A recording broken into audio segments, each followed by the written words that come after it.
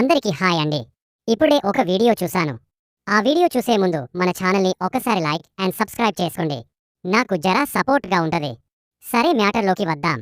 ఈ వీడియో ఎప్పుడు తీశారో, ఎప్పటిదో తెలియదు కానీ నేను ఇప్పుడే చూశాను. రిక్వెస్ట్ ఏంటంటే వాళ్ళు నమాజ్ టైంలోని మనందరం లౌడ్ స్పీకర్స్ కొంచెం తగ్గించుకుంటే ఆపితే బాగుంటుంది అని వాళ్ళ ఫీలింగ్. ఇప్పుడు మన గణపతి పండుగ వస్తుంది కదా!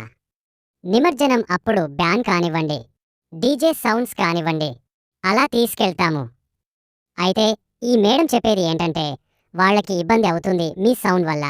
సో మీరు సౌండ్ రాకుండా తీసుకెళ్ళండి అని అంటుంది. మనకి కొంచెం కాంపాక్ట్ టౌన్ కాబట్టి రివర్బరేట్ అవుతుంది, అంటే మీ సౌండ్ కొంచెం ఎక్కువగా వినిపిస్తుంది కొంచెం పెట్టినా.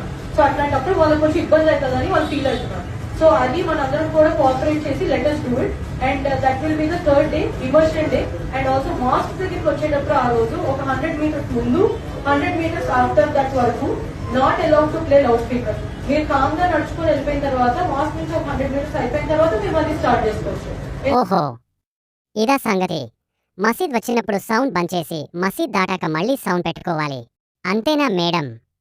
ఎందుకంటే బక్రీద్ టైంలోని మనం చాలా బాగా సెలబ్రేట్ చేసుకున్నాం. ప్రొద్దుటూరు వాళ్ళందరూ ఏ ఇష్యూ కూడా జరగలేదు. మొత్తం ప్రొద్దుటూరు అండ్ రాజపాలెం మండలంలో మన ఫెస్టివల్ అప్పుడు కూడా వాళ్ళు మనకు అంతే బాగా కోఆపరేట్ చేస్తున్నారు కాబట్టి మనం కూడా అంతే బాగా కోఆపరేట్ చేయాలని we are wishing from our side. వాళ్ళ బక్రీద్ అప్పుడు మనం కోఆపరేట్ చేస్తాం, మరి మన పండుగ అప్పుడు కోఆపరేట్ చేసేవాళ్ళు అయితే ఎందుకు మసీద్ వచ్చినప్పుడు సౌండ్ బంద్ చేయండి అని చెప్పడం? మీరు ఎవరికి సపోర్ట్ చేస్తున్నట్లు? అండ్ ఎనీ ఇష్యూ మీ అందరికీ రేజ్ అయితే డైల్ 100 ఆర్ 112, ఈ రెండు నెంబర్స్ లో మీరు ఎలాంటి ఇష్యూ ఉన్నా, beat any other department issue ఉన్నా కూడా మాకు చేస్తే మేము నోడల్ ఆఫీసర్స్ కింద వాళ్ళకి డైల్ చేసి మీ దగ్గర. ఎవరి పండగలకి రాని ఇబ్బందులు ఈ హిందువుల పండగలకు మాత్రమే ఎందుకు వస్తాయి?